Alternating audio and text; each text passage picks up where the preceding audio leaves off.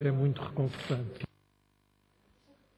E para analisar os temas que estão a marcar o dia informativo, está em estúdio no Grande Jornal José António Ferreira Machado, diretor da Faculdade de Economia da Universidade Nova de Lisboa. Muito boa tarde, bem-vindo ao Grande Jornal. Obrigado. Começando por um dos temas que está a marcar este dia, que é a nova tabela salarial que vai entrar em vigor. Acha que será possível integrar todas as carreiras nesta nova tabela salarial da função pública? Eu não sei se é que a questão... Há aí duas questões. A questão é saber se é possível, outra é saber se é desejável. Eu acho que não é desejável. Eu tenho dificuldade, eu sou funcionário público, sou professor universitário, e tenho dificuldade, eu não faço ideia se as carreiras judiciais, se as carreiras dos professores, se as carreiras dos militares são todas integradas na mesma tabela.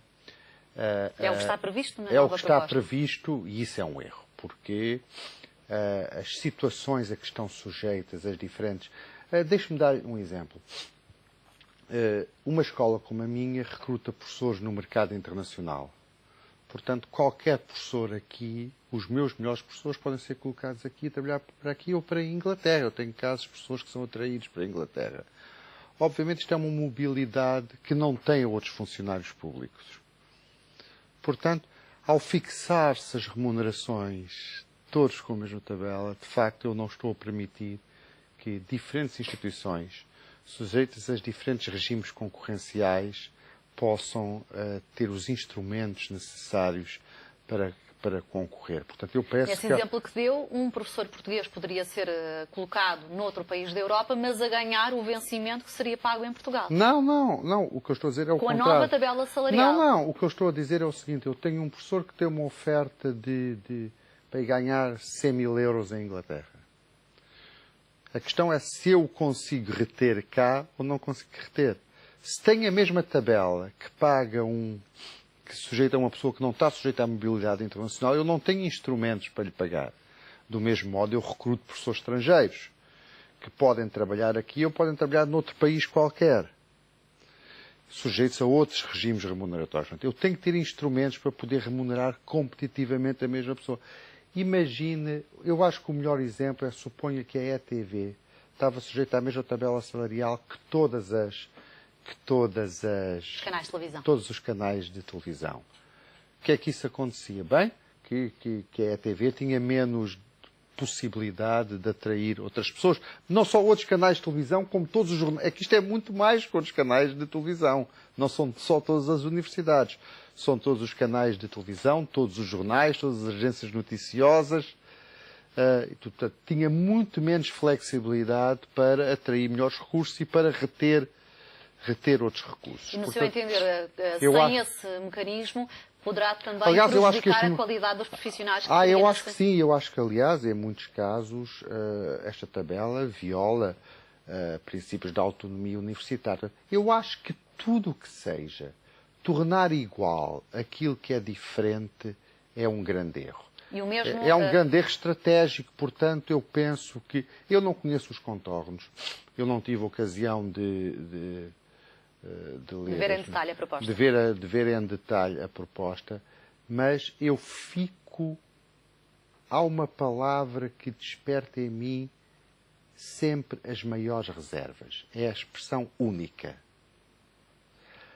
Aliás, desperta-me as maiores reservas filosóficas e desperta-me as maiores reservas práticas. Porque é uma ideia tão peregrina que nós sabemos que daqui a 5 anos vão começar a surgir, ou daqui a 2 anos ou 3, vão começar a surgir exceções àquilo que foi concebido como único. E as exceções surgem naturalmente porque não é possível meter... Isso corresponde um bocadinho à ideia de fazer o pé à medida do sapato e não o sapato à medida do pé. E nós sabemos que mais tarde ou mais cedo, quando assim é, o pé vai chegar. Permita-me pegar numa sua afirmação, dizia que é um erro tentar tornar igual aquilo que é diferente. A mesma afirmação, no seu entender, se aplicaria a esta tentativa do Governo de equiparar o público ao privado? Acha que está também a tentar tornar igual aquilo que é diferente? Num certo sentido está a tornar igual aquilo que é diferente, porque repare, deixe-me deixe-me ser um bocadinho mais explícito. Há instituições no setor público que são quase privadas, no sentido em que grande parte do seu orçamento são receitas próprias. Ou seja, estão-se a financiar em condições de mercado. Estas instituições estão muito mais próximas do privado. Mas estão muito mais próximas do privado, não é preciso haver um decreto nesse sentido. Estão muito mais próximas do privado porque operam em terrenos vizinhos do privado. Pense em carreiras hospitalares, por exemplo. Outras carreiras, uma repartição pública e tudo isso, que estão vedadas ao setor privado, as pessoas estão mais distantes do setor privado. Portanto, eu quando digo fazer igual, tentar fazer igual o que é diferente, aplica-se a todas estas dimensões. E quando se fala também que com a nova tabela salarial é aproximar o público ao privado, acha que de alguma forma isto pode significar aumentos salariais em alguns setores da função pública, uma vez que as progressões também vão ser descongeladas? Pois, repare. Eu acho que o objetivo é exatamente difícil, o oposto. repara uma coisa. Não, eu suspeito que o objetivo será provavelmente o oposto. Até porque é muito difícil. O que é equiparar o público ao privado? É dizer que um diretor hospitalar ganha o mesmo que... Qual é a comparação no privado? Ganha o mesmo que... Portanto, é muito difícil conceptualmente estabelecer esse... Pelo menos para mim, eu não concebo. Provavelmente as pessoas do Ministério são muito mais inteligentes e conseguem estabelecer todas essas comparações. Eu não consigo. Vão equiparar um diretor de uma universidade, um professor catedrático, a quê? Não sei se me estou a fazer... Nota alguma ironia na sua opinião? Não, a quê? Não, pois, eu não percebo, não. É totalmente irónico. Eu acho que isto é estultícia. Em relação também à intenção já manifestada pelo Governo de substituir os cortes que foram chumbados pelo Tribunal Constitucional pelos que estavam anteriormente em vigor desde a era do ex-primeiro-ministro José Sócrates. O que é que acha que todas estas alterações fazem às expectativas dos funcionários públicos? Primeiro tinham uns cortes, depois foi chumbado, depois é reposto, depois a partir de 2015 está prometida outra reposição. Pois eu acho que tudo isto vem... é muito difícil ser funcionário público nesta altura. Mas também é muito difícil gerir os funcionários públicos nesta altura, com as restrições. Eu aí tenho alguma simpatia pelos problemas do Governo, quer dizer, que tem necessidades de austeridade, tem incompreensão de órgãos que são poderosos e, portanto, isso gera muito das hesitações e das mudanças de rumo. Quando fala da incompreensão de órgãos poderosos, é do Tribunal Constitucional. Sim. Mas, dito isto, independentemente das causas, o que é facto é que para os funcionários públicos isto só pode gerar a maior estranheza. Os funcionários públicos, há uns anos, tinham um sistema de avaliação, o CIADAP, que foi, de repente, que era muito importante porque avaliava as pessoas, podia dar modestos suplementos remuneratórios e tudo isso. De repente foi suspenso. Portanto, agora é introduzido, não se sabe se tem contrapartida remuneratória ou não. Portanto, o que eu penso é que todos esses esquemas, todas estas alterações dos esquemas remuneratórios, bem, basicamente as pessoas não sabem, os funcionários públicos costumam receber a 24 de cada mês, eu penso que honestamente as pessoas não sabem que salário é que vão receber em junho. O que é uma situação manifestamente estranha. Há pouco tempo Provavelmente mais estranha é também não saberem que salário vão receber em junho do próximo ano. Enfim. E o que é que acha que esta imprevisibilidade faz à economia portuguesa? A imprevisibilidade não é só para os funcionários públicos, naturalmente. Sabe, a imprevisibilidade faz mal à economia portuguesa. Sobretudo porque é muito difícil...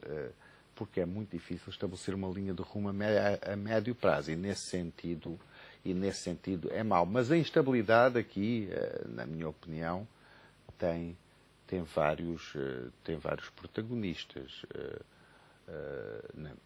Um dos quais o Tribunal Constitucional? Não, na minha opinião, um dos maiores é o Tribunal Constitucional. Os partidos são muito responsáveis também porque não conseguem pôr-se de acordo sobre um referencial mínimo de atuação a médio prazo, mas, portanto, são estes os dois principais fatores. Um excesso de um excesso de polarização da vida política em Portugal que é muito destrutivo. Mas acha que o Tribunal Constitucional está a imiscuir-se na vida política? Não, acho que o Tribunal Constitucional claro que está a imiscuir-se na vida política, porque o Tribunal Constitucional é um tribunal político. Faz a interpretação de um documento que é um documento político. Mas acha que está a ir além de onde deveria ir? Não, na minha opinião, está a ter... O que é que isso quer dizer? Está a ler de onde ir? Não, ele está a ter interpretações, na minha opinião, excessivas e pouco razoáveis de certos princípios, por exemplo, como a igualdade. Ao sugerir que o caminho poderia ser pelo aumento de impostos. Como o princípio da igualdade, acho. Mas o problema é o Tribunal Constitucional, mas há um problema maior, que é a Constituição.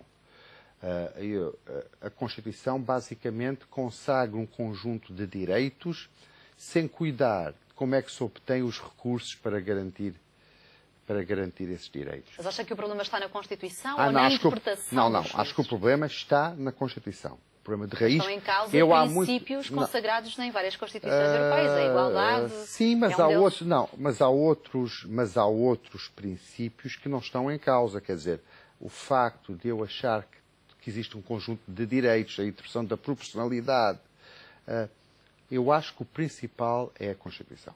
Eu acho que, honestamente, foi um erro histórico de certos partidos reformistas acharem que se podia governar com esta Constituição. Mas acha que uma revisão constitucional alteraria... Não. Depende da revisão constitucional. Tinha que ser uma revisão. Revisões constitucionais que não permitem reduzir salários e tudo isso são muito mais nesta conjuntura. A Constituição foi desenhada para uma altura em que o Estado podia emitir moeda e ao emitir moeda e criar inflação, podia fazer com que os dois lados da equação, os direitos e os deveres, se equilibrassem. Não havendo isso, é muito difícil. Claro que no topo isto, eu acho que há um Tribunal Constitucional que tem interpretações ultramontanas de muitos preceitos constitucionais, entre os quais o da igualdade. Eu tenho escrito várias vezes, que há dimensões de igualdade que o Tribunal Constitucional não considera, por exemplo, a igualdade entre gerações. A igualdade entre gerações é um argumento muito poderoso. Eu tive a ocasião de escrever isto. Semana passada é um argumento muito poderoso que é o que justifica, por exemplo, eu proteger as espécies animais.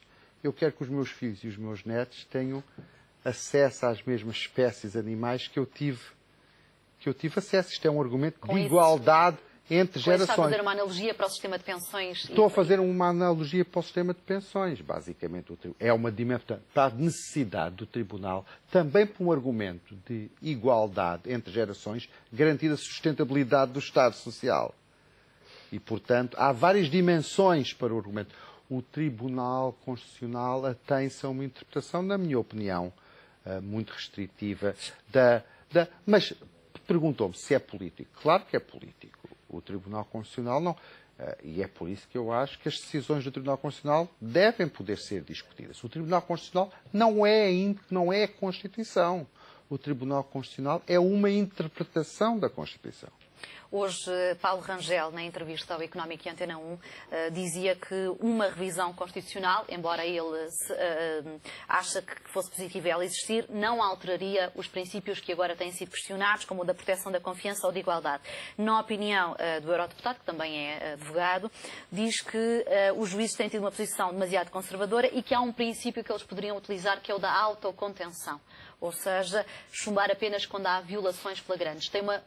Pois, mas isso é uma interpretação.